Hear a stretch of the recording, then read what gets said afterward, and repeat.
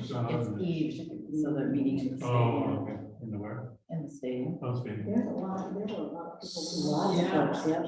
So I'm not quite sure what's going on with the owls. I think they're on. I don't know what else I need to do. They're plugged in. I was trying to see if Deb had Look like anything. there's any power. Yeah, the blue lights are on. So So if we go. Goodness, this is what happens when we don't. I mean, I'm just not quite sure like what else happens with the owls. Because normally they would come up and you can see them, but Oh, have you got the Zoom? Oh, I wonder if you change your video output. The little arrow right beside that.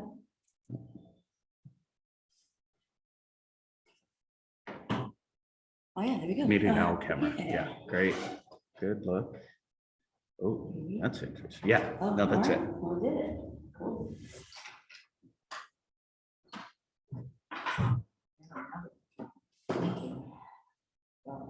They're looking. This one is, yeah, there they are.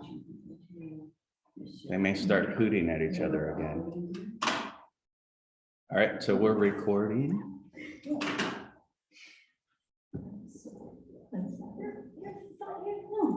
That is not an easy search bar. Okay, we're ready?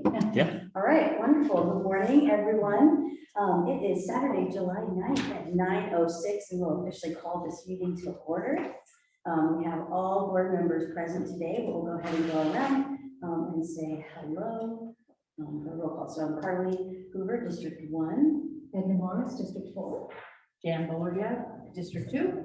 Dave Larson, District 5. And then, of course, as always, we have Dr. Herman with us. Good morning. Evenings. Did you see him? Did I just do that? Morning. I don't know. Anyway, here we are. Welcome, everyone. If there are any guests, which I assume likely not, but welcome if you are here, if you're listening now or in the future. So we've got just one action item today. That's to approve our agenda for this meeting, which of course just has 2 discussion items. I'm really excited to dive into this. So can I get a motion to approve the agenda? So, second. All right, any opposed? All in favor? Aye. Wonderful. All right, great. So we'll go to our first agenda item, which is community building. Okay, so I kind of wanted to just kind of start with a check-in, like an emotion check-in, all about feelings.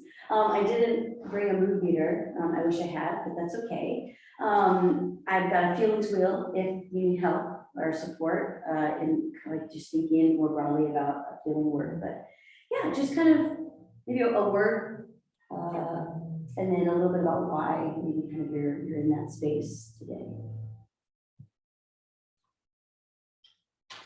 I can start tomorrow. I'm feeling nervous for a few reasons. One, because this is, I feel like, first time facilitating something with all of us together, and I really want it to go well.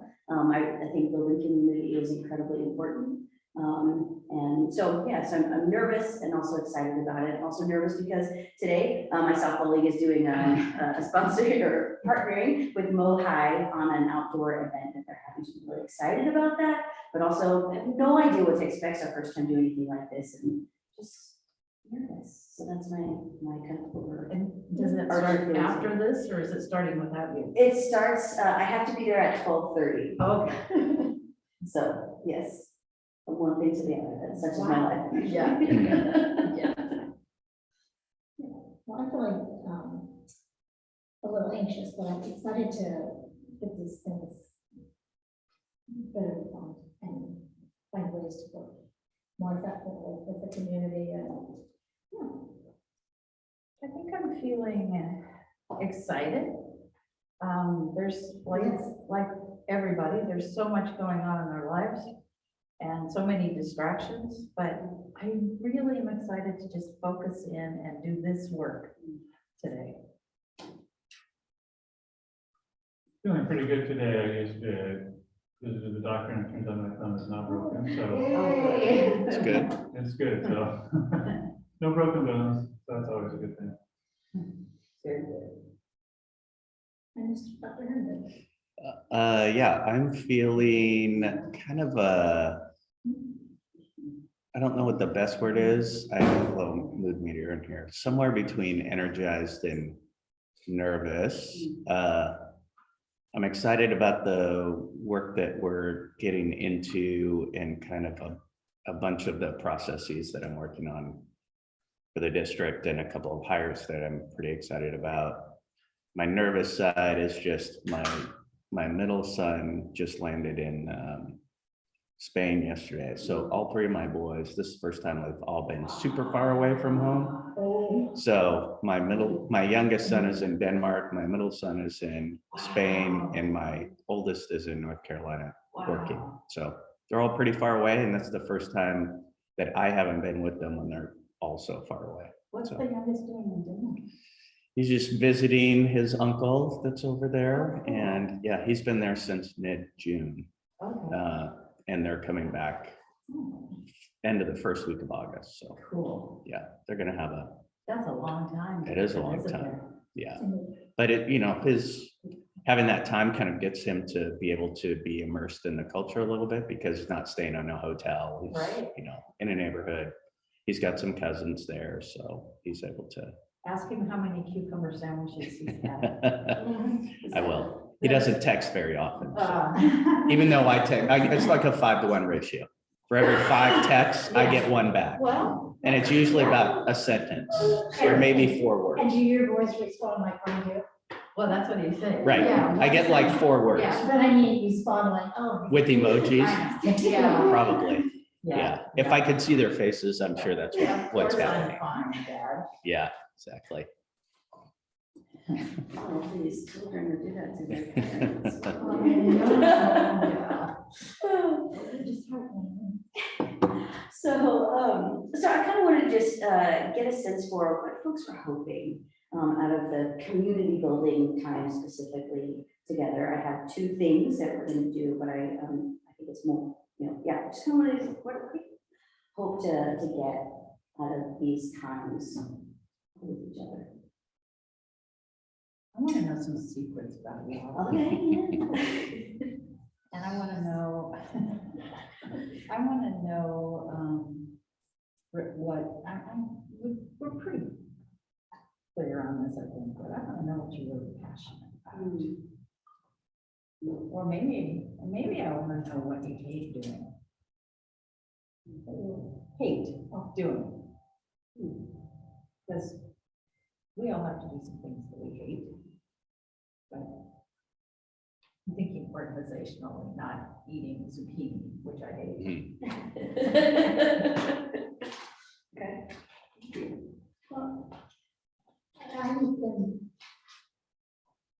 anxious, excited to learn about how we can work with our community in a healthy manner and pull us all in together and work with the city more. We have both limited resources, so it'd be nice if we could all consolidate those services.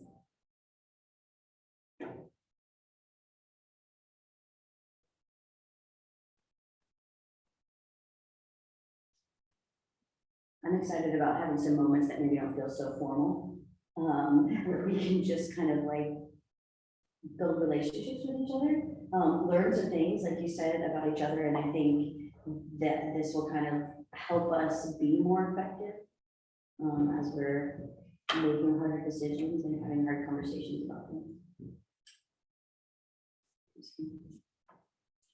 Yeah, I think it's more opportunities to maybe find some more common. I mean, we're all working on, we've all been, I feel like we've all been working on each of us, what we're passionate about, but you get more power if you can kind of find some more common ground maybe and combine a little bit more. When we're disparate like that, it's hard to connect up on some common themes sometimes. That's very workable too.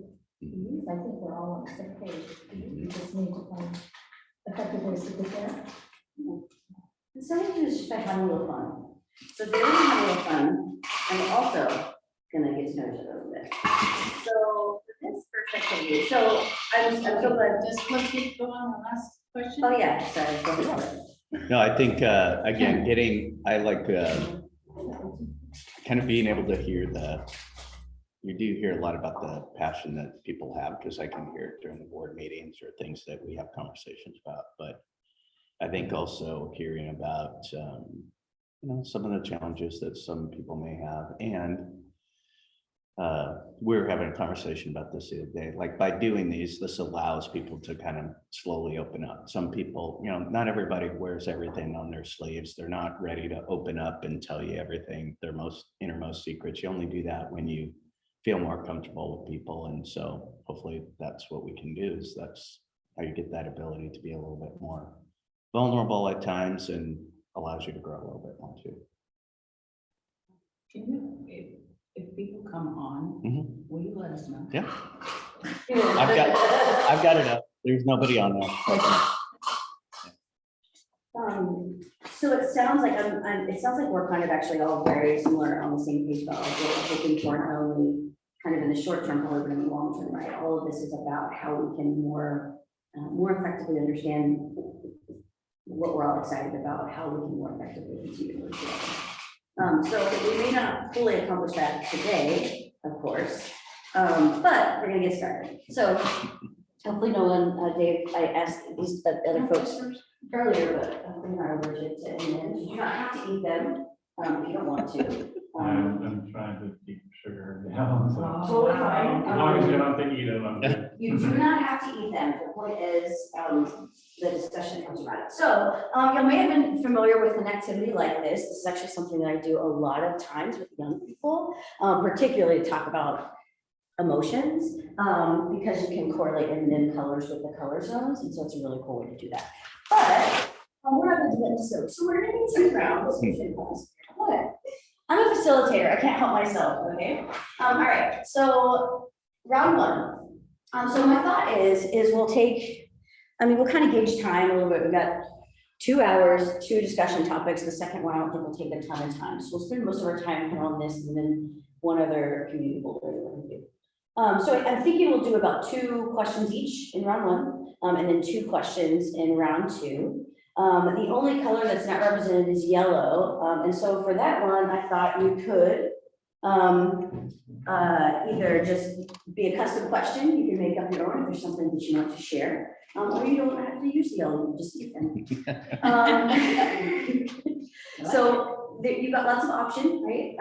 You can kind of decide which question feels comfortable enough for you to share about, and obviously only share what you're comfortable sharing. And hopefully that will grow as we grow together. So yeah.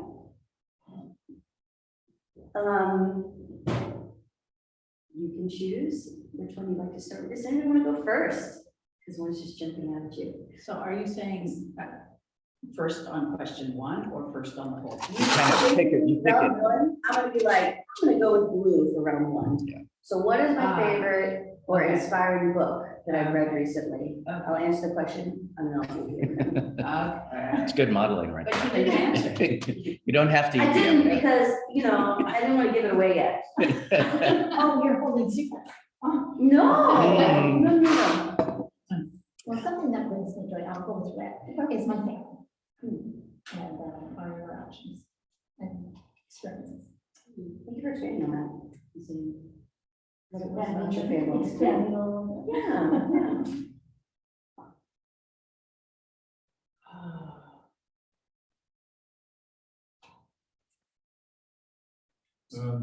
The book that I'm in the middle of right now, which is interesting, is the street data, because I'm doing a book study with a bunch of people on that one. So that's lots of interesting stuff in there. Particularly, I don't know. Do you want to go to depth? Please, yes, please. Yeah, whatever you got. Absolutely, yes. Superficial. Let's go down the hole. No, I don't. The point is not to be, Yeah. I want to be as less superficial as possible, but I also want to, folks to feel comfortable to say what they're listening. So yeah, please, go down the rabbit hole. That one because it ties in a lot of different things. Also, it's tied into, the powerless to powerful thing that Schuyler is working on, of getting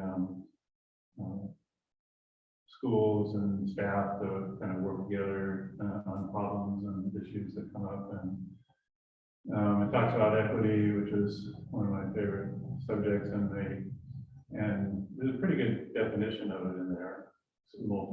There's 5 aspects to it, but one of them is my favorite subject, that is how money is allocated to resources and so forth.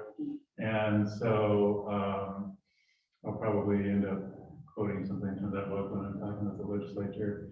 But it also talks about the whole area of assessments and how we do assessments. And I don't necessarily agree with everything, but it's definitely thought provoking. And the shift of, I mean, it goes back, and I can't even remember, I read so many books on the subject area that whether this idea is in that book or not, is the idea, when you go back to trace the history of assessments, you go back to No Child Left Behind, which the problem with that whole thing was that they used it primarily for punishing schools. So it was made, the concept was that if you shame schools, then they would reform themselves. Well, that didn't work.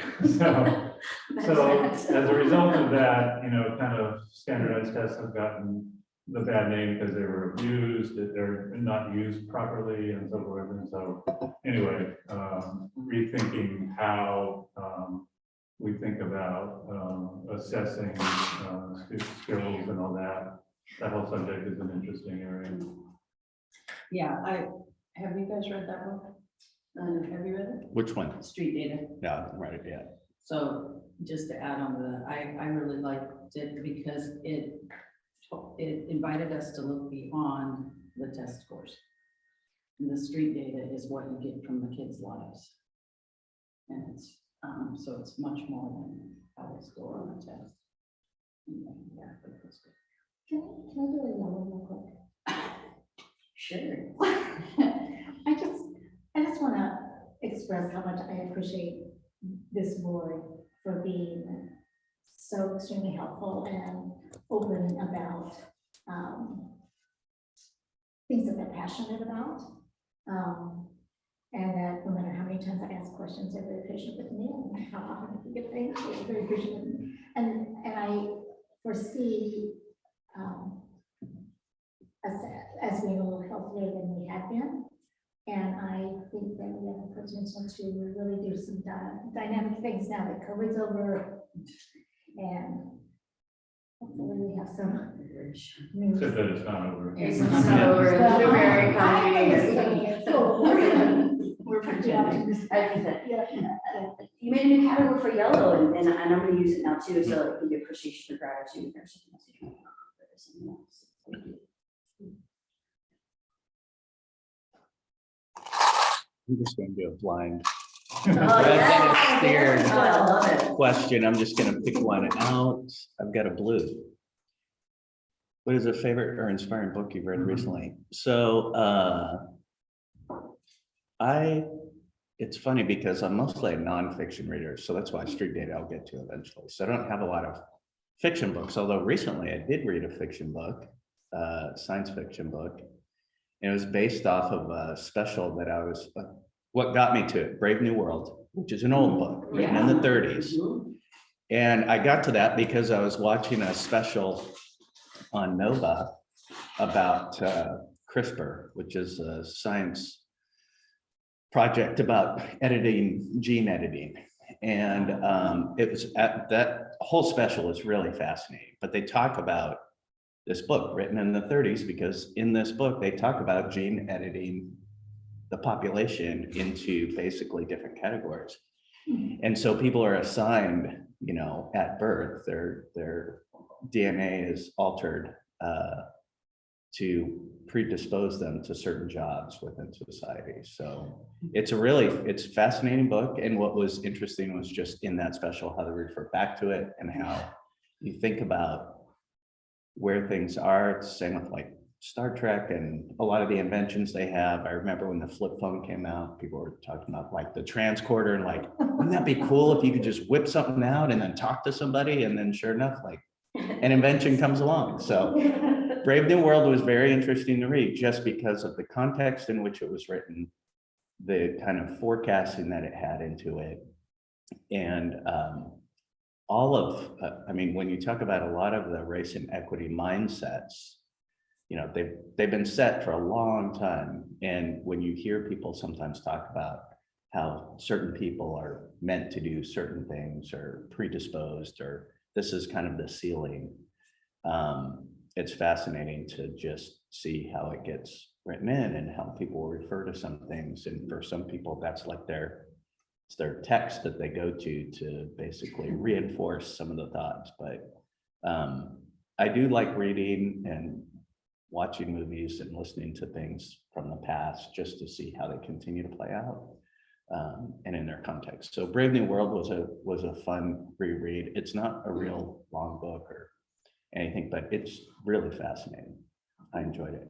Yeah, it's like everything old is new again. Yeah. History just repeats Around, itself. comes around every 50 years or 80 years or whatever it may be. So, yeah. Yeah, I would put a red in for joy and build on that, because I am wearing my Rett syndrome shirt today, which is my daughter's or my granddaughter's genetic flop. And they are close to doing some genetic modifications. Wow. So they're doing it on some older kids right now, but they'll get to her and we'll see what it does. Yeah. The interesting thing is that, you know, Tim Rand's up at the high school is doing a lot of, I mean, he's got some pretty advanced stuff going on there for high school kids who might want to go into that field. That's great. Because we've got a sequencer up there, right? They Yeah, found he's got out. all kinds of Yeah. things in that room. It's really good stuff. And he's just having a relationship. Round two. Yeah, I like her approach. I'm not quite rosy yet, so Okay. a little bit more around one. All right. Yeah, this is just the hot color apparently, blue. You know, what's funny is I always plan these things, I write these questions, I think about them for days, and I never have my answers. That would be much more, Yeah. you know, wise, but at least I'm not like, you know, I'm just paying attention. No, everything I read is inspiring, and I have like, kind of a problem with like the last book I read, that's what's on my mind most, but I don't know if that's it, so I think, there are two, I think that just really come to mind that I just, since I read them, they have been stuck, like the things that I've read in them have been stuck in my brain and have like been led to a lot of other, trying to like read other things. And one was The Color of Law, which was basically talking about redlining and particularly just all of the, you know, of course, really structural and systemic ways that we have, you know, kept Black folks down in this country. And so, and I think what was most mind blowing to me is, you know, so many of these systems, like the homeowners association, right? That is still so, in some ways, I think really disgusting right now, the way that they operate and regulate certain things, but all of that is rooted in the racist tactics that, you know, started decades ago. So learning about that, and then also realizing that there are so many of those things that are actually still laws and things in place in our cities. They're just not enforced. And I think there's just so much that we can learn about how actually little that we've come. But again, so that was really, really interesting. And then kind of on a similar line, Some of Us. I wish I could remember the name of the author. Nikki is her last name. But it's basically talking about how racism hurts everyone. And this idea about, you know, there only being so many resources to go around, right? So if one group or one person, you know, is being given more or restricted to them, it means something else is being taken away from someone, which is just such a short-sighted. Scarcity model. Yes. So yeah, this idea, fear and scarcity-based model that like we have been so ingrained in our minds to just think and believe. And you know, I think it's just been interesting to hear and like be able to even recognize when those patterns are coming up in myself, after kind of really reading that and being able to stop myself, like, no, that's not true. So yeah, those two, and I read those, I think, probably about a year and a half ago, but they still really Yes, I read that second one, I'm trying to remember the name of it, too. McGee is the author, and Yeah, it's the concept that, yeah, everybody.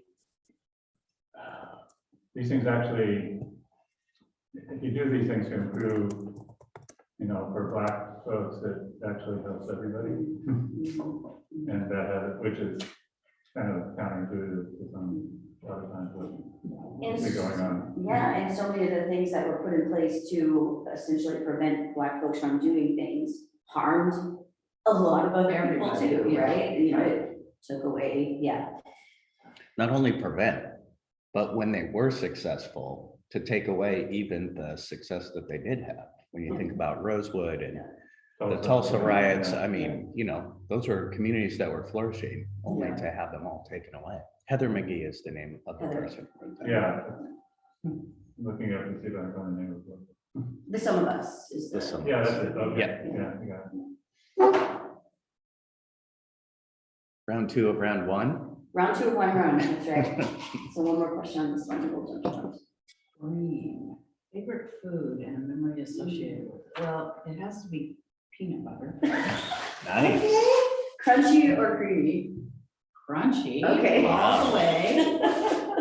Very important details. And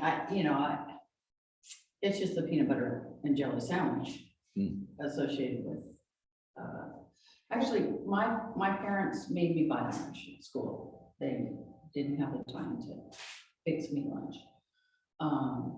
And so when I did get to fix lunch and had a peanut butter sandwich, that was a real treat. But now I eat peanut butter by the spoonful, just as a snack. Comfort food. Yeah. Nice. As long as you don't have anybody allergic to it around. Yeah, I know. I know. And my son took a peanut butter sandwich every 3 days. Peanut butter, no jelly. No jelly. Yeah. And to this day, he loves peanut butter sandwiches, you know.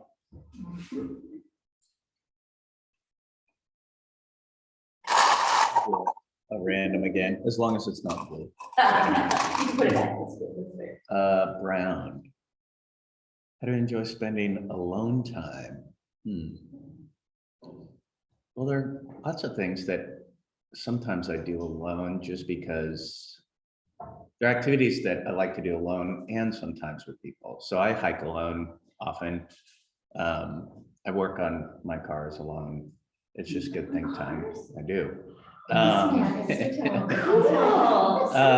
This is why we do these things. Yeah, just there's some things that I just, if I don't know how long something is gonna take, I prefer to do it alone because I don't want someone else to be frustrated by like, it's taking too long or it went too fast. So I enjoy also working out alone. I do a lot of long distance running. So typically most people don't want to do that. So I'm just used to doing those things. So during most of those things, I'm actually processing lots of other things. Like I'm thinking through challenges, you know, going on here. It's like, as I'm doing something that I don't necessarily have to concentrate on, it's just almost muscle memory.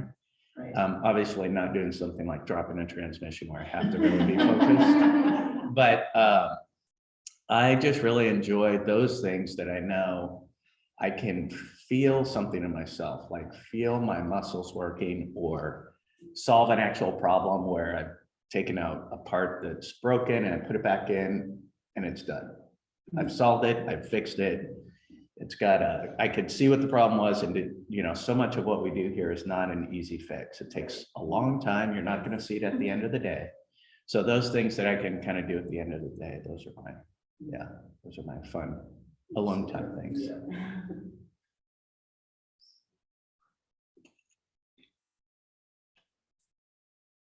Yeah, I know that the thinking that gets done during exercise, I think there's more blood flowing through your brain. I mean, I come to a lot, for years when I was working, I used to be struggling with a problem, go out at lunch and, you know, run or whatever, and then all of a sudden come back and the solution was obvious. It's you can't really do that if you're with somebody because you're usually engaged in conversations. Right. So you can't really think through all those problems. So. And that's always translated to me in school for, And I know the good teachers, some of the good teachers I've worked with over the years, you know, when the class is kind of stuck and, you know, okay, everybody get up and walk around, you know. Mhm. Get some exercise and, you know, get the brain stimulated again. I mean, that's a effective strategy, I think.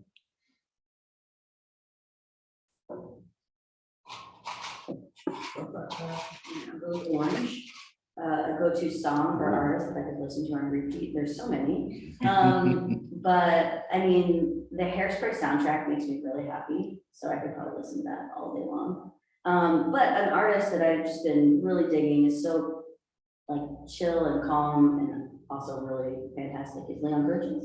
Mm. So if you haven't heard of him, just listen, really great. Nice. And I pretty much listen to his radio station all the time. on my computer. It works. Well, I pulled a yellow, so, I mean, this is pretty obvious, but I'll suggest that the question is, what's your favorite Seattle sports? team? And, Surprise. I mean, it would obviously be a Seattle Storm, but, I'm just really excited about, you know, Megan Rapinoe getting the Medal of Freedom. Yes. And what the Sounders are doing right now, and and the Seawolves. So we got some good teams in Seattle. Pretty excited. Oh, hi, Shannon.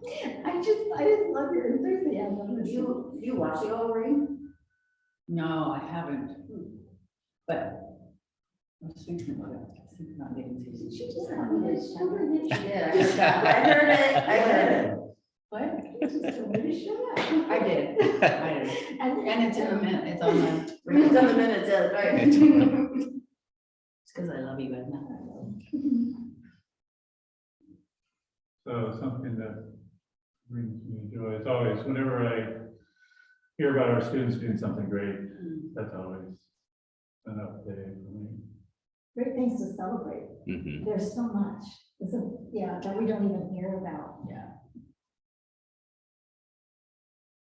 Yeah, I mean, I'd love to hear that, like this year, the robotics team did really well, and experiment science team did really well. Have you done both on this round? Like, have you done two? Yes. Oh, you did a yellow, yeah, that's right, okay. Same idea, just a little bit different types of questions.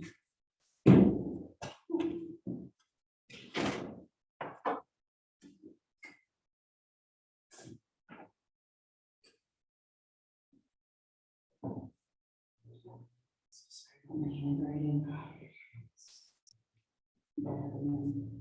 There's a beautiful. Yeah. Okay, thank you. I thought that said love values. It Yeah, says that's what core. I That's what I thought too. It says core. Core, Read that one again. Yeah. You know. So that works not readable. I read it. No, I just thought it said love. Ooh, I'll do two. One of the scariest things that we did alone was flying to South Africa all by myself. I was meeting someone, but, this person had no cell phone, so I wasn't quite sure how we were gonna go. So that was a little scary, Mhm. but, I did it and it was well worth every minute. And you must, I know you want to go, so Oh, yeah. that's a definite go-to. Oh, I want a blue one too. I want to talk about scariest thing, because this has to do with school. When I was in high school, I had to take a speech class and I was not going to get a speech. So the scariest thing was standing up to the teacher. And she dragged me down to the principal's office, which was, you know, so out of my reality. And so I'm sitting there outside the principal's office door, and my mom is a counselor at the school, so my mom comes walking by. And yeah, so actually the principal said, you don't have to give a speech if you don't want to. Wow. Okay. But it was really scary to stand up to her and say, I'm not gonna do it. And it gave me a lot of courage for later on in my life. Then you spend your life giving speeches. Isn't that smart? But the teacher gave me a book that's called, Why Am I Afraid to Tell You Who I Am? It's kind of a classic, I think. And I don't think I I was supposed to read it instead of doing the speech. I don't think I ever read it, but just the title said a lot to me. And, you know, I still go back to that thinking, of course, there was a lot to be afraid of. And, yeah, so shutting the world out was the safest thing to do. And I think of our own kids that are having to do that for various reasons.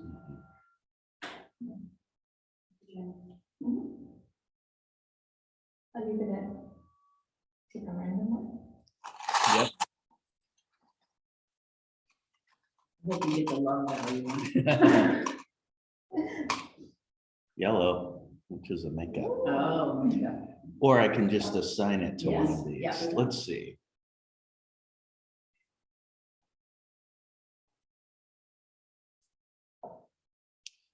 I'm gonna go with the red, share a learning experience that had a meaningful impact. I think it was probably when I was an undergraduate, I went to Whitman College, which is a small liberal arts college in Walla Walla. And I had shifted my major from science. I was gonna be like originally like a physical therapist, and so I was kind of in that field.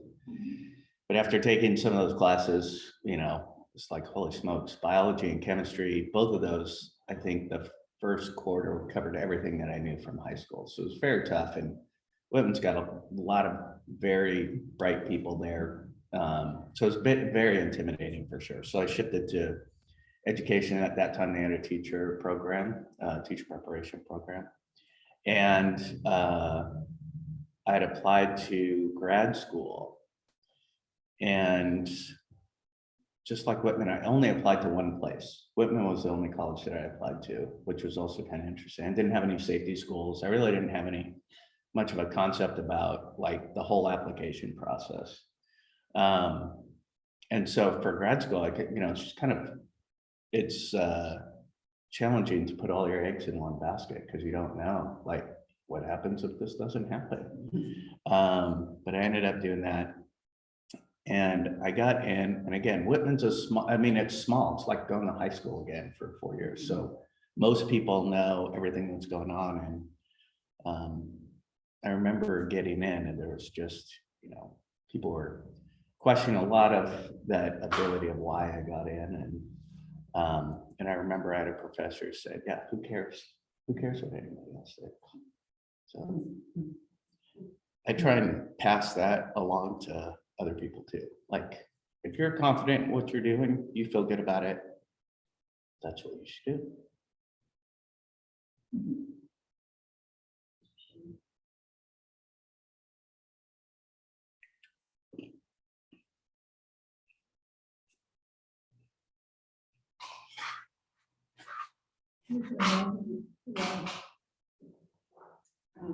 What motivates you to work hard? Huh? No, I mean, I'm definitely motivated by food, not for sure.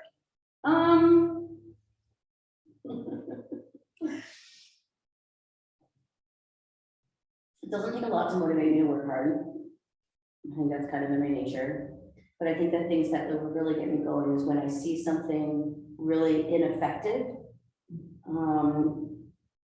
That gets me motivated. I think more specifically, probably when I see things that harm people, because people just aren't thinking more broadly about the way that they're doing things. So injustice in cases too, make me, that's what I think about, like things that make me really passionate and really heated, and it's, yeah, when I see things that I perceive to be unjust or unfair, or particularly other people, not even myself.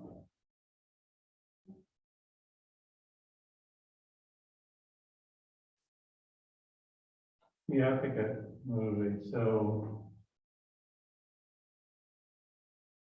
kind of I think within the legislative stuff, whenever I see something that's, I think is, you know, a trend or something, or somebody says something that's gonna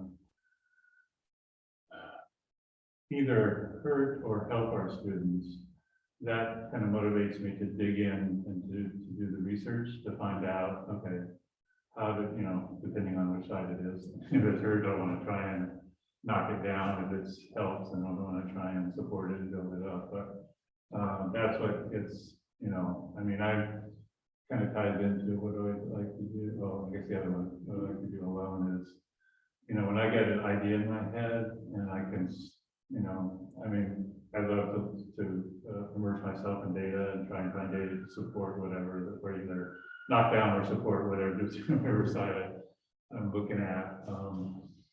And that gets me going pretty quick.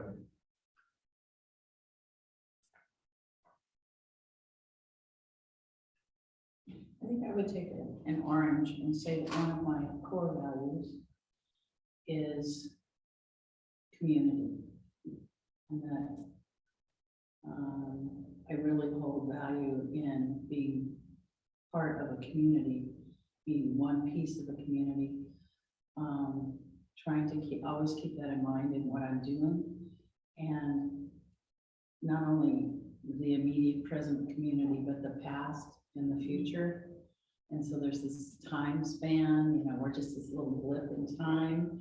And yet there's the ripple effect from before and after. And so, yeah, that's one of my core values, to keep that, try to keep that always in mind.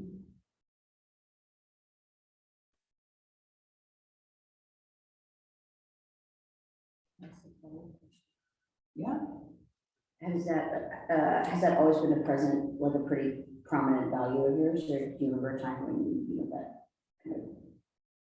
that's a good question. I've always been a team player. I'm not very good at individual sports. You know? I mean, I was a swimmer, but it was still a team part. So I'm guessing as a youngest kid, it was all about, and community for me is all about fitting in. You know, the belonging book is, so I think it speaks so powerfully to where we are in society. And you know, growing up as a baby boomer, you know, baby boomers suddenly became numbers.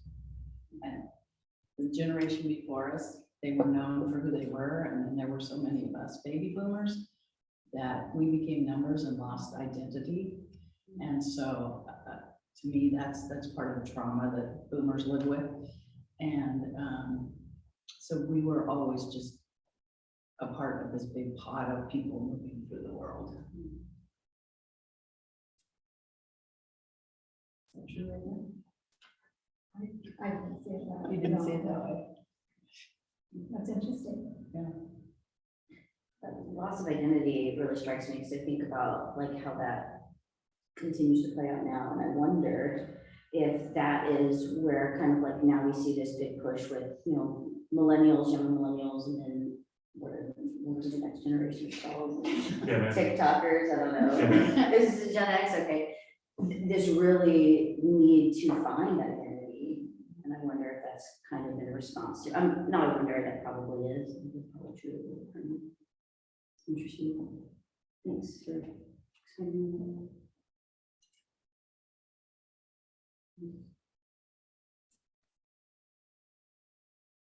Round two. Round two.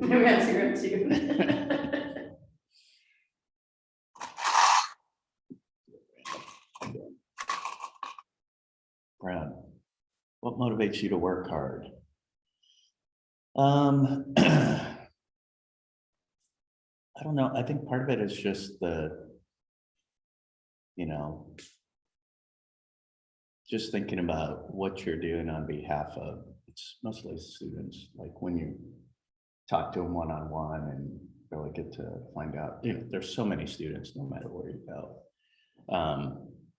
I love making those individual connections when you have the conversations with them. So it's just a constant reminder about, trying to do what you can to hear from them. And then for some things, they all have so many different opinions and things that they want to have happen. Talk to them about food, they may want all sorts of different kinds of things. But we also know, well, I know you may want that, but candy at lunchtime is just not one of the things we're gonna do.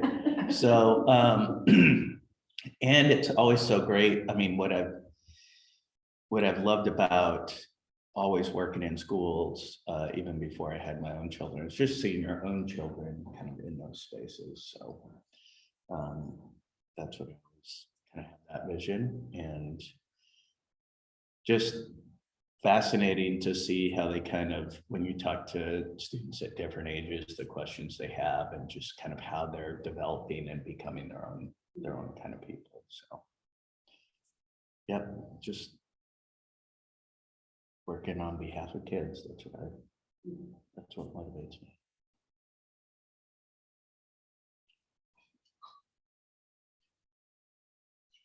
Go with blue, scariest thing I've done, why did I do it? So every year, instead of the new, for about the last 5 years, instead of the usual resolution, I have a word. And the word kind of like, I try to let that word inspire me and use it to, so anyway, last year, my word was brave. And as I was kind of just like, you know, always reflecting on my work throughout the year, I think I realized, like, I never really considered myself to be a very brave person. It's kind of funny now thinking about, but like, as I was really reflecting on, like, there have been so many different times in my life where I've just done things that are either were really brave or really stupid, right? Or a little bit of both. And some of those big moments, I think, I mean, one of the scariest and hardest things I think I've ever done in my life was making the decision to like come out, particularly knowing that it would change my entire universe. I mean, it did, in a really, really hard way. Why did I do it? I felt like I had no other choice but to do it. And then I moved across the country. That was really scary, really hard. I didn't really have anything I was coming for. I just knew I had to do it. So I had to leave where I was at. I'd recently come out again. That was hard, scary. Why I did it? I feel like I have to. And then there have been other moments too. An example, last year, I've been quit my job. As so many people, like, during the pandemic, were losing their jobs. I felt so fortunate to have one, but it just, like, it was so toxic. It was not good for me, and I just quit. Like, it was scary, like, entering the world, but like, yeah. So it's just been, it was really wild to think last year about all of these different moments when wow, Carter actually wasn't really brave. And again, why I did it, some of it is because I was stupid. I didn't know any better because I had to. So how do you choose your word?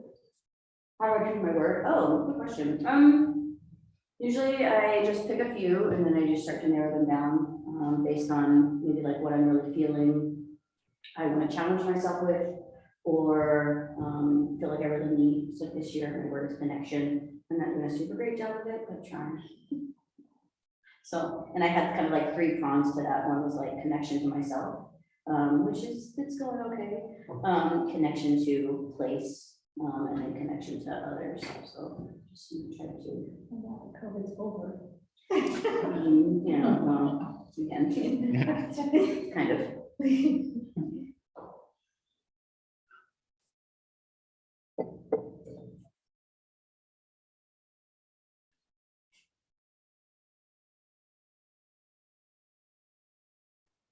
Well, the green one, the crowd, means welcome. So kind of the reason I originally got on the school board was because I was kind of frustrated with how the district, this was years ago, didn't have really access to technology. I mean, I was on technology committees and we'd sit around and talk about, well, we need this, we need this, we need this. Oh, we don't have any money. So that's got me into the whole thing, research. Well, how do school districts get money for technology? Well, they do technology letters. It's the only way. Unfortunately, sadly, that's the only way we can do it in this state, which has always been a total mystery in the home of Amazon and Microsoft. Yeah. That we have to do local levies for technology. But anyway, so anyway, I got the district to put that on the ballot, and one of my own came in and got it passed, and so. That's one of the, that was one of my kind of original objectives at the beginning. And so now we're still, it's interesting, we're still in the phase now. It was interesting, the recent report that we have a lot of technology now, the question is use it effectively. Yeah. Which we always knew from the beginning was going to be probably the more challenging part of it. So, but anyway.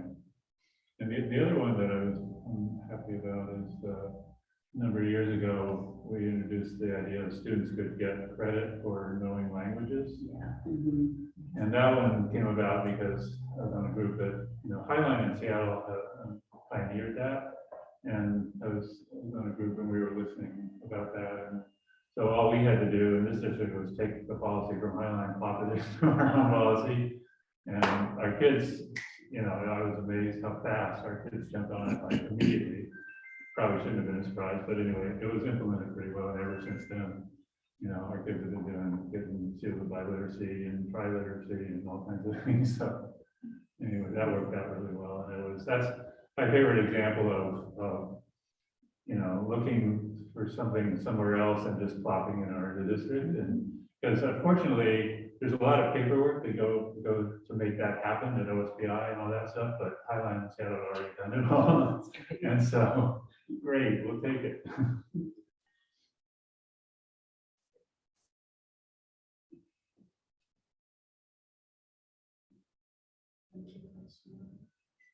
I think I'll go with the orange. One of my core values is honesty, transparency, communication. And I think as a group, we're working on hard to make sure that's part of this district. It's not easy to obtain, but it's vitally important for both, I think. We'll get there. Has everyone done two on this one? Mhm. I think so. Okay, cool. Well, thanks. That's fun. Yeah, I like all the questions. They're great. Yeah, thank you. And I'm not sure about y'all, but like I heard so many things in there, like even in that last round of like, I mean, clearly you've got such a strength in research, right? And being able to pull pieces together that I can't even think of it. Like that is so above my ability, right? And then your just commitment around bringing people together, right? And then your commitment and your value around transparency and honesty. I just think about the ways in which we can figure out how each of those really work to bring, and here I am, the loud, passionate fighter for the injustices, right? So, which is, they all are so important. So, I think even though some of these weren't all board specific, I think there's still a lot that we can learn. And I think. So now we're gonna do one more thing that is really more tied to the board. So we should have, we're looking at our board operating agreements. Edna, I had Edna send an email with the PDF of that. That's okay. So it should be in your email. And what we're gonna do with this is, everybody, the board operating agreements it's a pretty long document, right? There's a lot that's in it. There's, not really, I don't think it's 100% possible for us all to be, aware of all of those things and operating those things all the time. And it's an unrealistic expectation and unrealistic thing. But there are things that we as individuals are deeply connected to and really deeply need, right? To be in relationship and be in work in collaboration with others. So what we're going to do is we're going to take probably about 10 minutes and just kind of do some self-reflecting. I want you to identify just one. I know that'll be hard to identify one. It doesn't have to be the best one. I'm not asking you to pick up like the one, but find one that is really important to you. And I want you to think a little bit about, reflect on what it is about that operating agreement that's important. What makes that so important to you personally? And so, connecting it maybe to a story or an experience, a core value of yours. And then, how does that connect to an experience or a value set? And how could someone reflect that back to you? What questions do you have about that? Well, once I get started, Totally fine. Okay. I'll just Would anybody be, would it bother or distract them if I turn on some music? Is it whatever you Yeah, say? where it is. Because I was gonna say Mamma Mia. I can listen to Mamma Mia all Could day you? long. Okay.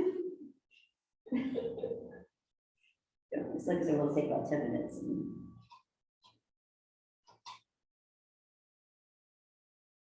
So you're talking about one of these bulleted, Yeah, oh, okay. if that feels really too hard to just pick one, that's okay. No, the problem is, well, there's many, so picking one is, yeah. Yeah, I think the most important component of this is what is the connection between like you and that agreement? Yeah. And how does that show up for you best?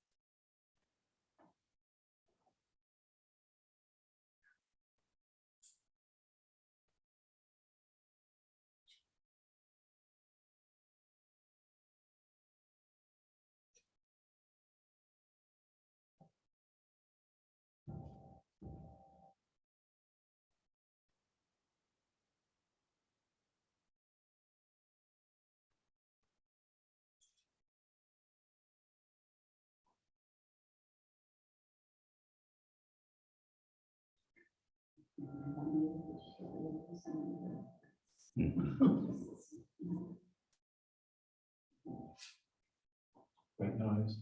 Yeah. Mm.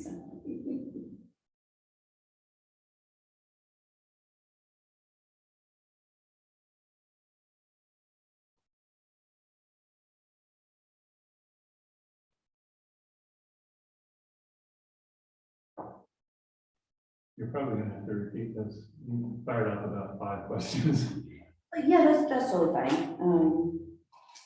Some of which I remember. Some of which I don't. And then more just questions that kind of guide your thought. Sure.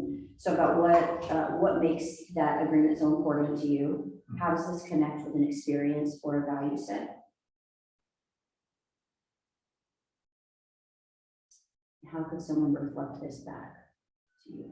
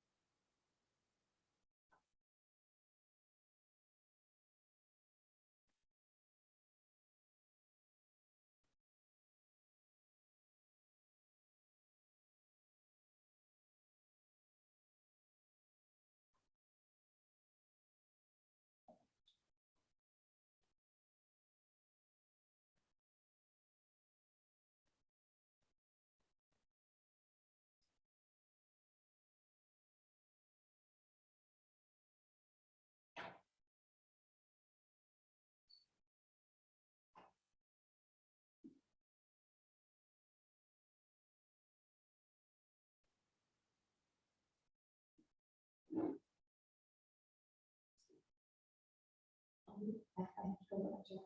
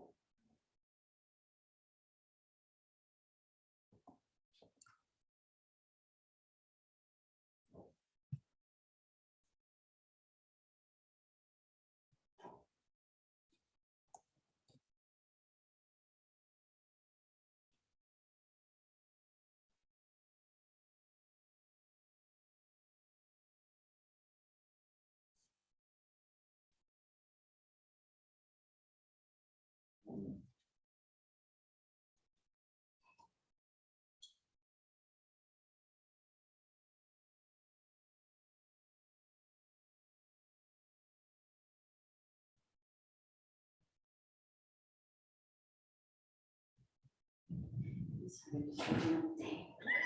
You want it? I said, it is hard to just pick one. Yeah, it is. Look at these two, they're together. Mhm. Same as anything but different. Does everybody feel about them? Okay, cool. When it gets back, we'll.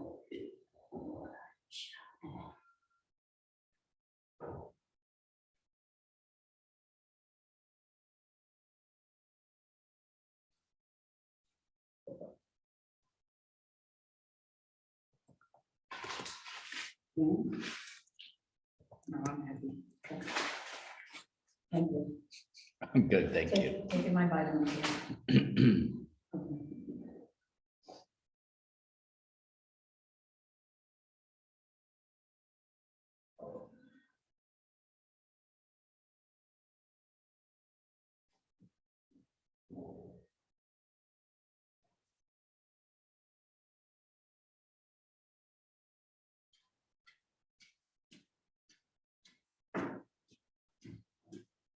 Okay. Sounds like everybody's ready, and now we're feeling ready to go. Okay, great. So I just thought we'd go around and kind of share, and we've got some time, so if folks wanna, dig in or ask, more, get some clarity, and things, we've got some time to do that. I figure we'll take this till about 10:30, and then we'll jump into the district boundaries. I think it's sometime 30 Yep. minutes. We should remember that. Maybe even less. Yeah. Anyone wanna start?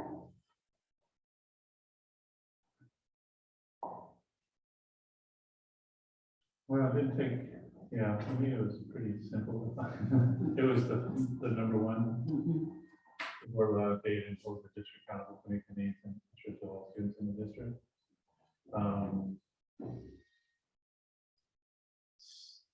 So, yeah, it just, that connects to the value that, that I believe that all students are given the great instructional environment and rise to,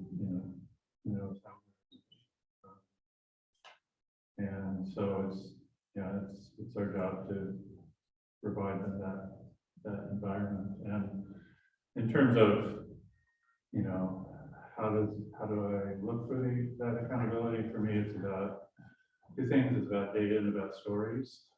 So hearing from folks, students, community, about what's going on and what's impacted them. And then also for me, the data is a lot of times we'll find things that brings out things that are hidden that we don't see necessarily by stories. So to me, it's a combination of the two, which I'm always looking to kind of connect those two sources. But that's and we need to set high standards for students, staff, ourselves, everybody, and then continuously try to get there and keep. For me, I'm kind of a believer in the continuous improvement. I mean, you push it and then you give away and then you push it a little farther, you give away and push it a little farther, as you understand more and more about how to do things better and better. And so, yeah, I don't don't know, what, was there another question in there? No, Okay, yeah. that was great. So yeah, that was, I didn't have to look at it too hard to figure out, it's the first one's right on there, so. You know, it makes me wonder, just kind of thinking about, you know, how we as an individual and the collective board, you know, help to support and achieve that goal. You know, we all talk to different community members, right? And I think, you know, we get variety of different stories from community members. And I think that is all useful information. I wonder if it would be worthwhile to think about how we can not systemize it in a way that feels inauthentic, but like, how could we gather that data in a more cohesive way so that as Ed is out there having conversations with folks, as Jan and you, Dave, are having conversations with folks, we have somewhere to put that. So it's not just like sitting in our minds or getting, I don't know, I just wonder if there's a way that we could be more intentional about what we're doing with the stories that are being told to us in passing, you know, when I'm just walking through Foster or something. Yeah, because I think personally, I kind of censor it, consider the source, and Right. but is that legitimate to do? Sometimes, yes, but there are other times when has somebody else heard similar things that we need to share, so that's a really good point. Yeah, and I think the source could be valuable, right, in a way that is Well, not identifying the particular source, but like, I mean, there's a reason we look at demographic data, right? Because to help make sure that it's reflective of, you know, yeah, so I think there could be some value in that. Well, if we're talking all, that one that voice. one- yeah, that's right. Absolutely, yeah. Yeah, that was the key, you brought up the one thing that I mentioned was the segregation. So, because that for years and years, you know, you look at the things and like data average, well, we need to break it down clearly into different, and that can always be tricky sometimes, but it's really important to understand if you're talking about all, you know, subgroups, because people you can have definitely different perceptions from different lived experiences. Because, you know, written some response, and I said, well, I just heard from a community member, you were expressing frustration, I hadn't mentioned it before, well, they had just brought it up, and then I looked at this person and I thought, it doesn't matter what we do with this person. But I still, Sure. still, Valid. yeah, Yeah, because if it doesn't get taken care of with that person, it will just, it yeah. bubbles out in other ways. I chose the all one also, and my all really has to do with the kids that are on what we would probably call the fringes. And I think, you know, one of the ways that we might look at this, Carly, is to identify who those groups are that we connect most with. So the gay and lesbian kids, the whole gamut of that, the SPED kids. You know, yesterday or Thursday when I went to Thorndike, there was a SPED parent out there with a kid laying on the ground, and he just wouldn't get up. He was just doing his thing, and she was doing everything she could. You know, I see those things and I think, how, you know, what do we do to service this kid and this staff person? And how do we look at every student? And it's really, really hard because we have such diversity. But if we aren't pulling in all those edges and figuring out how to name every student and looking at, that's why I actually kind of wish every student in the district had an IEP, because every student has different needs. And if we could learn how to teach to every student's ability and need, and it would look totally different. But of course, we're not going to get there. And many teachers actually do that really well. Others teach a standard pitch, and if the kid doesn't fit in, the kid doesn't fit in. But I want to figure out how to make all kids get what they need, not what we think they need. So, and then the other one that I toyed with, I just want to make one comment. comes with the board will maintain an open environment. Just because of the blow up I was involved in earlier. I don't know how we could have done that differently, but, you know, I was expressing an opinion or a story or whatever, and it just blew up. And I don't know if we could have together handled that differently so that I wasn't the point of the lightning rod. Because this makes it look like we're all in this together. But I don't know if that's even a good example. The other thing I wanted to just say is the thing that I think is missing in this list is I would love to have a comment that says, and it probably goes under either accountability or continuous improvement, one that says, we'll build on the skills and graces of each board member. So acknowledging that we each bring something different and that we don't all have to be everything. Yes, yeah. And to share what each of us knows and experiences, because Dave's told some stories that I just think are wonderful to hear, as have you and yeah. How do we do that? If it's okay, I'm gonna speak just a little bit to the open environment piece that you mentioned. I mean, I think there's absolutely truth in it. I know that, you know, the very first chat that we had after that happened, I mean, I expressed like how we all should have handled it differently in the moment, right? That really brought it more about awareness and calling in, acknowledging the impact and the harm of what was expressed in the story, and then actually naming it there, right? I think so much of the harm, honestly, was the silence that came after the fact. And I think to your point, you know, yeah, so I think it says it in the board agreement there, right? This idea of clarity, seeking clarity. And I think that we all did miss an opportunity in that moment to really lean into that and to help you, right? Then not become, to help you learn rather than become so I think there's definitely learning from that. I mean, I think the reality is too, I just want to name, we actually haven't really addressed that or healed from it. We haven't moved on from it. And I don't, you know, I think part of that is, I think some of that is, you know, and I don't necessarily want to get too far around this particular thing. I think some of that is individual restoration and, you know, right repair that needs to happen and probably some collective, and I'm just not quite sure how to do that from the collective piece, and I think we need some support with that.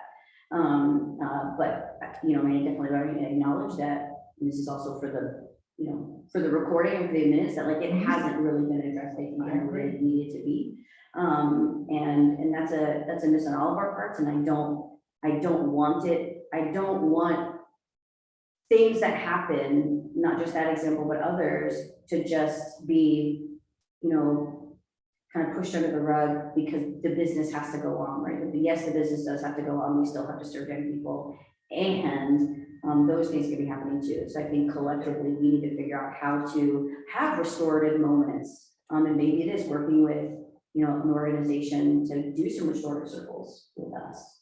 I'm not sure what that looks like, but again, that needs to happen, and you're right. There's none of us were really leaning into that agreement that day and after. Yeah, and I mean, I brought it up because I know it's still open. And I focused on the communication.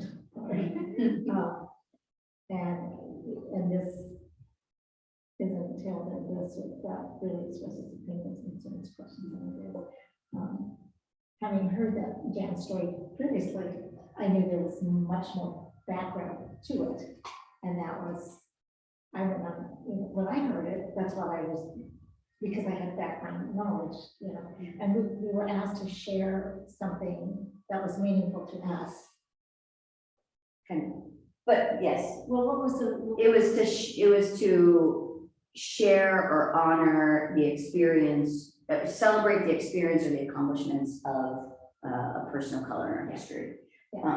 But when, you know, I question even the activity, but when someone criticized that I chose to Sean Quinn, I think, are they there judging us, or are they there to listen to what has impacted us? You know, so that made me question the activity. What was the purpose and the value of doing that if what we say is going to be judged and evaluated? So this, board meetings and cooperative and inclusive manner and really express opinions and concerns. So we need to work on that. Yeah.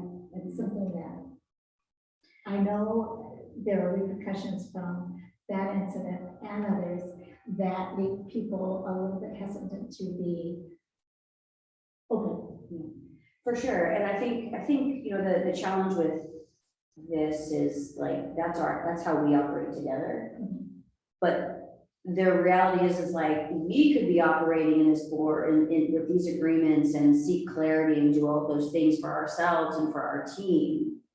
But the impact that it might have externally, we don't have control over that. In reality, is like, that is the impact that we need to also be very, Oh, absolutely, like, yeah. you know, and so yes, I hear you. And we also can't minimize, can't discredit, can't say, you listening, you can't actually have a reaction because we just need more, you know what I mean? Absolutely. So it's a balance, and it's hard. It is. It's hard. Yeah, but I focused on that communication and making certain that at board meetings, everyone's opinions and concerns and questions are honored. And I also, the communication between the staff and the board, I know that staff has received mixed messages about whether they can talk with the board. And I think a lot of that is when that's a days gone by. So I would like to see that encouraged more. And I also see the staff going to football instead of just, you know, to the board members. I see them collaboratively going to you, which is very, very positive situation to have happening. Before that group, the Florida group would have met with Jan and I, because that's who we were affiliated with. And instead they came to you, and I thought that was very positive. So we just keep needing to nurture that.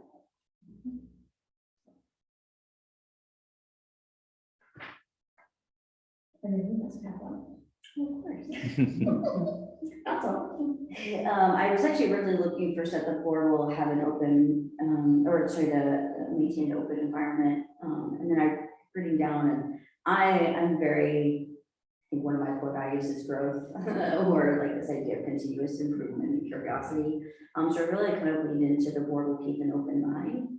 And I think what kind of connects me specifically to this one is there have been so many times in my life where I feel like I've just kind of been pigeonholed or put into a box based on like one thing I said a long time ago, or one thing that I did a long time ago. And it's not as if like those things, you know, those things are a part of my story, right? And a part of things. And it's like, you know, I want to be in a place, and I want to be in an environment where it's okay for something to change between yesterday and today, because I've grown between yesterday and today. And this,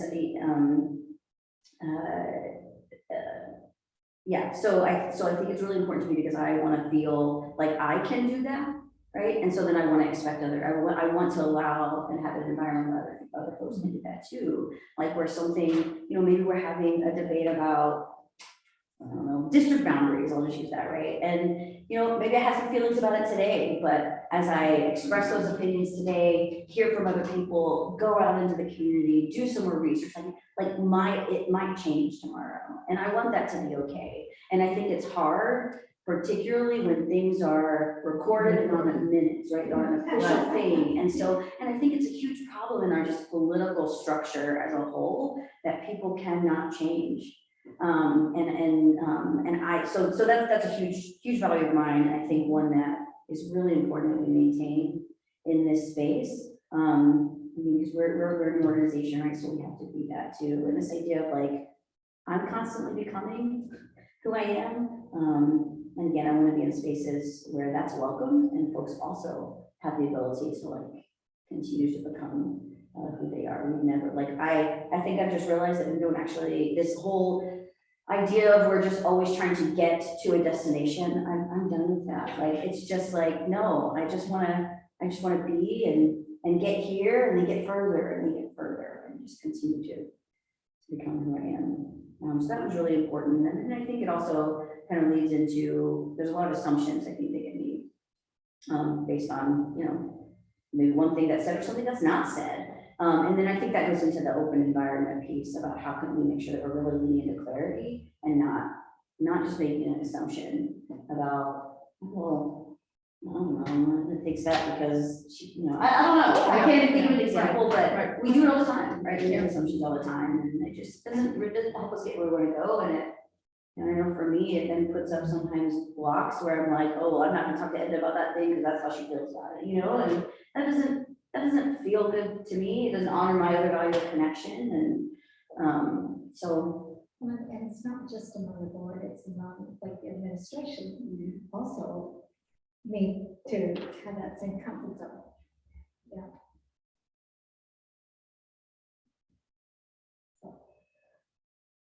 What'd you come up with? Well, just like most things, I mean, part of my core values are about continuous learning. So mine was also the continuing education opportunities. I don't view that as just, you know, going to conferences or taking a class. It's the life experiences, it's the possibility of learning from, you know, interactions that you have with people. And it goes with that second one about having an open mind. I think by, you know, continuing to read and a lot of these questions about kind of pushing your comfort level and opening yourself up to hearing different perspectives. And it can be really hard sometimes, you know, to hear a perspective that's not the same as yours and not dismiss it because it's not like yours. But that's how a lot of people are. But hopefully with that familiarity and comfort in having other conversations, you leave open that possibility that, you know, people are multidimensional and you may agree on a lot of things. And then all of a sudden you run into something that you just really don't agree on. You're like, wow, I did not expect that. And then you just figure out hopefully ways to, you know, whether it be the personal relationships that you have or the professional relationships that you have, you know, sometimes decisions in one are easier than the others. So, but yes, we are a learning organization. And so that's why I think that one's really important for us, kind of systemic wide, to just say, you know, we should always be in the kind of have that openness to learning new things, and things change within our community, within our society. So we have to adapt to that anyway, to try and just say, this is the way it is. This is the way it's always been. We tried it back then. Well, circumstances are a little bit different now. You can certainly learn from the past, but dynamics may be different now, may lead to more possibilities of changes happening in certain And the areas. needs of our students. Right. continue to change. Yeah. Yeah. So that's my one, the continuous improvement platform.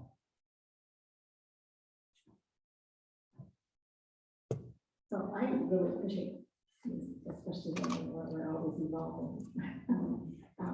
But yeah. Yeah, the trade-off on the always evolving thing is sometimes, I mean, avoiding the, whatever the flavor of the day is. So we end up shifting, you know, so much that nothing ever gets done, which is, I think, a problem Challenge. around here a lot of Yeah. times, particularly when you got a lot of turnover in this building, because people come in and they have their ideas and then, well, last guy's ideas weren't so, you know, Mhm. and then the staff just.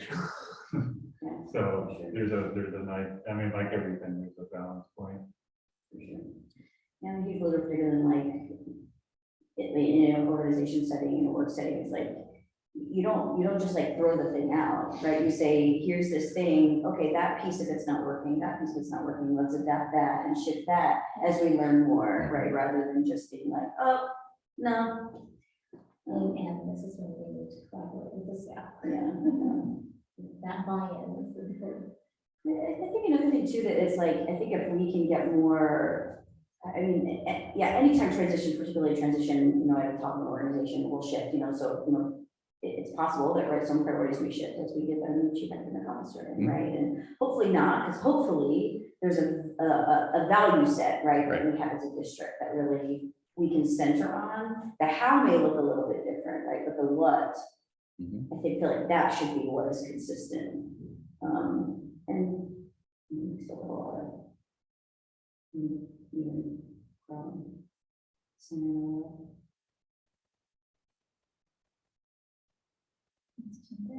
it's 10:30, yeah. Just a little bit of last thing on this. What other, if any other kind of lingering thoughts or? Is that something you want to add? Oh, I wrote it down. So build on the skills and graces, you said? I did say graces, but. Which I like. I actually like the word. And yeah, again, that's just a reminder that these are a living document, and we'll want to update them and do another glance at them anyway when we get our fiscal numbers. So yeah, we'll talk about that in a second when we talk about boundaries. So there are just a few things I think that came out of this that I want to make sure that we're thinking about as we go into our retreat. Because at our retreat, we're going to be talking about meeting cases. We're going to talk about more how we do the work as a board. And I think a piece of that is going to figure out, okay, what are the pieces that us as individuals are really going to lean into, so that, like you said, we don't all feel like we have to do it all. Because I know that's where my brain's at right now, and that's just not true, right? We're a team, and we need to lead that. But I think so kind of between now and then, I want us to be thinking about a little bit about like, Jane brought something really important about like, what groups of students are we each connecting with? So like really thinking about who are the folks, what spaces do you tend to find yourself in where you're getting input from either students or staff? Whether it's a committee that you frequent, whether it's, I am consistently in Thorndike in the third grade classroom every week, right? Whatever that may be. So we can kind of start to gather and see, well, what about, What's missing? yeah, what about the seventh grade? Yeah. I don't know, whatever, so to make sure that That we're. goes to the new board member. Yeah, all of it. Oh gosh, good luck to them.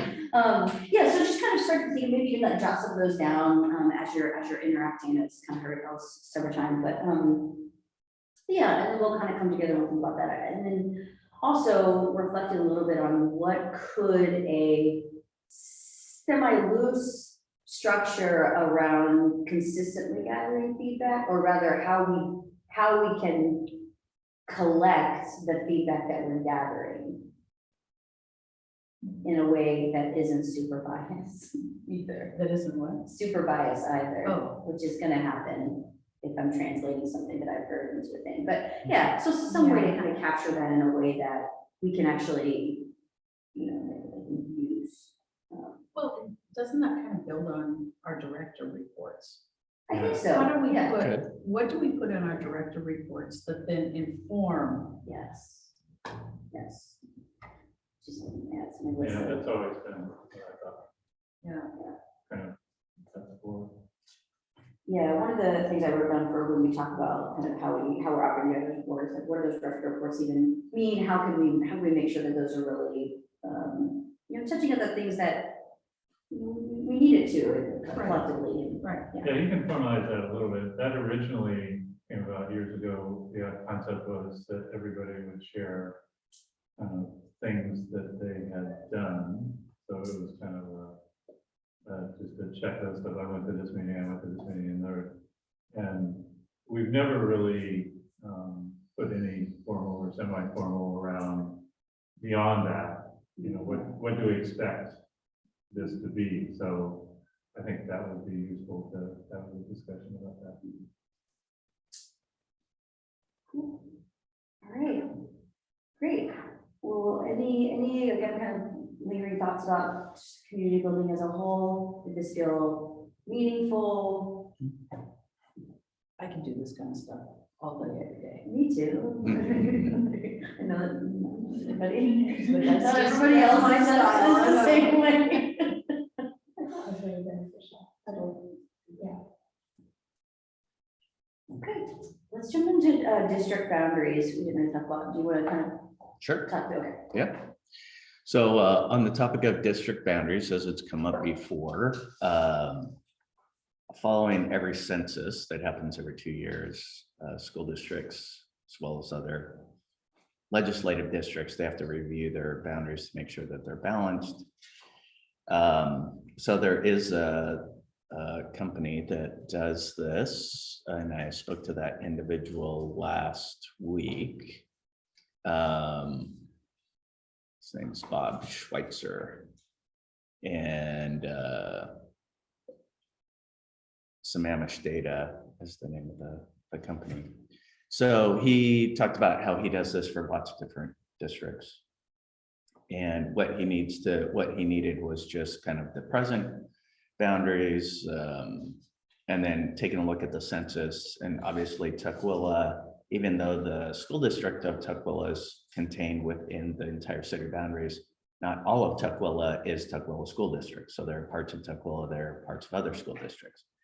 During that time, we also, I informed him that Highline had told us about their boundary encroaching into technically Tukwila School District boundaries. So he said the only way they would have figured that out is because they weren't using him to do their boundaries. This is why they discovered it, was they were redrawing their boundaries, director boundaries as well. But he said they must have used like a surveyor to go through and look at the actual physical boundaries of where things were, and that's how they discovered that. So he can take a look at that as well. My guess is because it's Highline, it's probably along the Military Road area, some areas over along that side. Obviously, it's not going to be on the east side, right? It's the race pool Yeah. corner. Or it So, could be up in- right, like could a- be the little niche up there, Yeah. little panhandle up Yeah. there. Right. So, but we'll get all that taken care of. He'll take a look at it. It's very reasonable. It's not an expensive proposition. So I've already had him take a look at step one, which is just examining what the boundaries are, taking a look at that on the existing pieces. And How does he get that? Does he actually have to look at street boundaries? And take yeah, the census stuff? data, yeah, because it's got to be balanced. Because it's not broken, census people don't break it out. according to Right, that. so, yeah, but he can figure out kind of where the people are, and so whatever layers he uses to balance out the physical boundaries in accordance to the number of people being represented. Do we think it's gonna change? Probably not dramatically. We have more multiple family dwellings up here. Yeah, so he'll take a look at all those pieces where places are represented. I think, there are a couple times where he's looked at places and like the total city boundaries, like have only changed by, he's not saying for this one, but because he does this all around the state, there are places similar in our size where the differences between the census are like 100 people. So it didn't really throw boundaries massively out of whack. Yeah, We 10 years ago when we did this, there were no boundary. Right. So yeah, it's possible there's no boundary adjustments because the growth is equal in the different places. We did also talk about the at-large places. So there's actually an RCW that limits the number of at-larges that school district representation can have. At most, it's 2. And in order to make that change, it has to become a ballot measure. So we couldn't do it for this round of redistricting anyway, because it would have to get on the November ballot, which then would require 2 weeks after validation. Our boundaries have to be done by November 15th. So we wouldn't have the time to do that. So are you saying like if we wanted to go with 3 districts and 2 at-larges? Or 4 and 1. Or 4 and 1, or Yeah. however you want to do it. So even that thought of doing like an at-large to try and fill this 5th position, we're not able to do that Okay. because any change in that representation has to be done by ballot. So we would, if we want to explore that in the future, certainly something we can do. Obviously, have to pay to get that onto a ballot measure. So it's like, what does that, is that the way to go? There are some school districts that do that, but the RCW in the state of Washington is max 2 per district. Oh, is it? Okay. Yeah, so you can't have everybody at large. So, But the city, for example, the city council, everybody is. Yeah. this RCW is specifically related to school districts. Yep. That's interesting. So, yeah, It's a- right. Is that a recent, do you know, is that a recent RCW? Is that a? I don't know. Because there was a big reaction over in Yakima. Right. Because they Yeah. were- About at-large everybody was versus at large, districts. and Yep, the yep. Hispanic population was Yep. getting Xed out. Yep. I, that was the same article, and it was like a KOW story a Yeah. while ago. I Yeah. remember hearing that one. It's either Yakima or Seattle that caused it. I think it was. I think it was Yakima, yeah. So he's looking at that. As far as getting the fifth person, he said he could look, if we have someone who's interested but doesn't live in the current district that's not there, he could look at a temporary shift of the boundaries to include that, but then he may have to rebalance them again after the person's on there, look at the census. So it's possible you're going through 2 boundary redraws in 3 months. So it's certainly possible. And if we have more than one person, then you'd want to think about, is the boundary being drawn to include one person and exclude one person? Even if that's not the case, is that the perception? Yeah. So, if you do have somebody who's interested, he said, send me the address.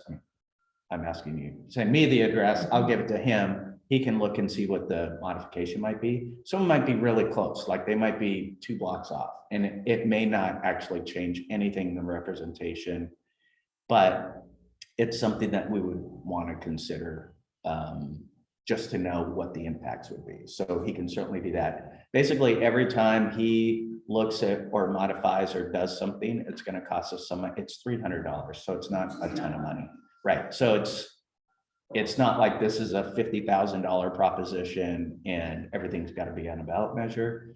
But I do want to make sure that we're aware of just kind of how we're trying to do this, how we're trying to, get a fifth person on board, but also how many iterations of moving lines of representation around and how that's perceived in the community as well. So what are the restrictions so the board can move the director boundaries anytime, or?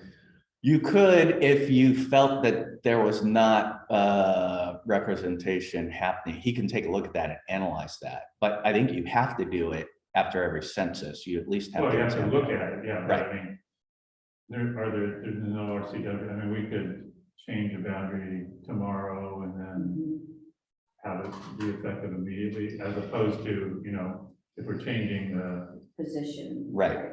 I'll ask him if there's any sort of when you do the boundary, is there like a public hearing that you go through to make sure everybody knows that you've changed it? We didn't talk about that set. This was just like step 1, analyzing, taking a look at that. There's like 2 or 3 steps, which typically he said, can take 2 months, but he said, if you don't really have a lot of modifications, it doesn't take that long. So this first one about just examining it, taking a look at possible other things, he said, yeah, I can do that really quick. So like in a week or 2. So I've already sent him the information about the current boundaries, where each of your addresses for that, so that he can take a look to say, if I were to modify boundaries, does it pose a problem for any current sitting board member? And what does that do to the open position? So he should get back to me probably within the next 2 weeks on that. I would think you would want to do a public, if you're changing boundaries, I would think you would want to have a public. Yeah, if you're hearing. modifying for that other It's position. not quite as controversial as changing like elementary school boundaries. Oh, yeah. That can get massively complicated, but still, I've been through a lot of those. Yeah. I think particularly if we end up going down this route of changing the boundaries because we need a fifth board Yeah. member. right, Particularly, I would want to do a public hearing, Oh, or yeah. do some sort of acknowledgement, Yeah. because I would, perceptions are gonna happen, people might make assumptions, but like, I want us to be really transparent about Right. everything, keep looking at the camera to make sure that people know. I'll pick you up anyway when you Yeah. start talking. Because the reality is like, that feels like gerrymandering, right? Just put that word out, but I think, it's also not because we're trying to get a specific person, but because we're trying to get someone, you know, so I think I think that transparency with our community will be really important. Do we have someone that we're thinking of? So there were two folks, and I've got the other address I'll Great. send to you. So Oh, there are some folks there are that two we folks that have Yeah. expressed interest, but they do not live in the current Oh, boundaries. Okay. So part of that's gonna be like, how close are they to the boundaries? And if Right. you redraw them to include them both as possibilities, like what does that also do to each of your boundaries? Yeah, okay, gotcha. Seems like the first step, though, is to examine our existing Yeah, boundaries. that's what and he's say, doing. Is, Are they Makes balanced? sense. are they? Right. Well, it's the issue, you have to be, you know, within 100, whatever, the population. Right. the Count has to be, so if there's something that's out of balance there, Right. we need to move a boundary Right. anyway. That Right. might just It might, yes. Yeah. solve. That's some of what that he's problem. that's Yeah. it, that's the first step right Yeah, now. That's what okay. he's looking Yeah. at currently. Yeah. So I should have that information back within the next 2 weeks. So it's possible that we could just do the, like, to your point, just the one, Yeah. and that just be the one, and it maybe incorporates one or both of these folks anyway. Right. But if nothing else, it might broaden or shift it enough It to might. get someone else interested. Because in the last 2 years, there's certainly been a lot of building and Yep. Yeah. Yep. And of course, when you start talking about, okay, if we have to shift some districts, then things come into play, like when I was looking at the last one, you know, we need to look at the demographic makeup, so that you don't, you know, we have, fortunately in Tukwila, we don't have, you know, racial, or parts of town that have certain racial group. I mean, everybody's kind of mixed up everywhere, so we need to be careful to not, you know, that we don't kind of mess with that as part of this. And then, so, yeah, there's a few things to take into consideration. Yep. So I'll know more information. He should be getting back to me. So, So does that'll feel okay with folks to at least kind of. Yeah, I think, yeah, especially if it's an outsider that's looking at it and it's, mhm. and somebody that really knows what they're doing. Yeah. I don't know if I think will that person have those addresses? Yeah, I will send them to them. Okay. So if you know of someone who had that interest but doesn't live in that, that's why I said I need the address so that then he can take a look at it and say, okay, I plugged in this address. In order to put that into this unrepresented boundary, I have to shift the lines over, you know, half a mile to include one person, but 2 blocks to include the other. And then if he moves those lines, what does that do to the balance of the other ones? So that's what he's got to examine. Okay. Yeah. I have a little bit of trepidation about that. Same, Right. Yeah, for sure. But again, this is also something that I'll be talking to John Welch of the PSCSD Sure. next week about, to just say, you know, this, in talking with Sammamish Data Analytics, like they said, this could be a possibility, because if the PSCSD takes over that process, that might be something they consider to say, maybe this is what we do to make sure you get your 5th board member. But I don't know, quite honestly. I don't know if that doesn't sound like that's a step they've ever taken, also because their decisions in the past, like I explained last time, were more around Yeah. the board not being in agreement on who the, yeah. you know, filling the position. Just goes to say we're in a pretty unique situation, it sounds Right, like, that yeah. doesn't often come up. And, Yeah. So I think it needs a little, I would be interested to talk in, you know, not now, but in a few years about potentially trying to put that on. I mean, we were talking about Mhm. maybe after our next bond or levy, trying to do it after that. But I Or think. to go to an at-large. Yeah, like I would just be curious to have a conversation about what that might look like if we did 4 boundaries, 4 distinct districts and then 1 at large. I mean, you probably know more of the history about, you know, folks, but it doesn't seem as if there's always a lot of people that are stepping into these roles. And, you know, it may not be boundaries at all, it may be just, it's a hard position. Sometimes. Yeah. So it could be a lot of things. The only history that and this was not happened when I was on the board, but heard in previous, there was, they had trouble getting somebody from district because it was heavily apartments. And apartments, you know, people are transitioning typically. And so they redid the boundaries so that apartments are more evenly spread. I mean, the districts kind of include some apartments, but also resident, you know, permanent homes. And so that was the only, I heard that one was that came up as an issue, but yeah, it'd be interesting. I don't know. Yeah, having one at large, whether that, I mean, you still got districts and you still have to find somebody in the district. So whether that would, yeah, I don't know. Yeah, I don't know. I think there'd be a lot to, you know, pros and cons to that. Yeah, But it's necessarily, it's a potential option, but will require some. and that's another one. I mean, it would be obviously be good to get some public input on other people. I kind of doubt people would get excited about that, but who knows? Yeah. You need to allow the possibility for it. Yeah. Good to converse probably with other boards that have that represent, or have that same kind of configuration. So Yeah, what is Seattle? Seattle's got 2 at large, I think, because they have 7 board Oh, members. that's right, they got. So they have they're the only district with 7 representatives. Tacoma's the only district where board members serve a 6-year term, not a 4-year term. It's a long time. And I think they also have some at large, at least 1 or 2 for Tacoma. You know what the arguments for that are? I don't know the original, you know, if they always started off that way or they transitioned into that, just being in both those districts. That's just where they were. The at-large is interesting because at least in one of those districts, I did see some intentional stacking of candidates against an incumbent in the at-large because you don't have to live in a particular district. So there can be some, you know, some challenges to that, but in other ways, it also opens opportunities for people to have an opportunity to run for the position if they don't live in a particular area. Yeah, and it opens up if there are 2 great people in one Sure, district. right, yeah, there are pros and cons for all of it, so, yeah, and it probably ebbs and flows. At sometimes it For sure. presents positive opportunities, and in other times, you know, not so positive, or it doesn't feel that way, so, yeah.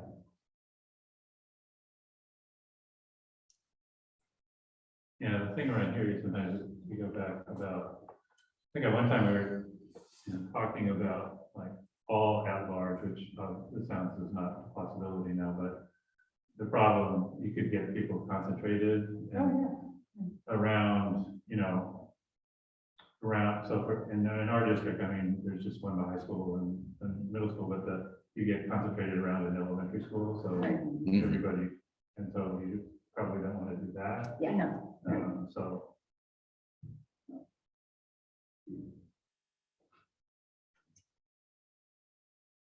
Cool. Well, 10:54.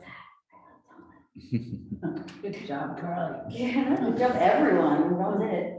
All right, well, we will go ahead and move to adjourn. So moved. All in favor? Aye. Aye. All right, we are officially adjourned at 10:55. Now we do something else at 11. 30. Oh, can we do it at 11? Oh, we can't do it. No, because we have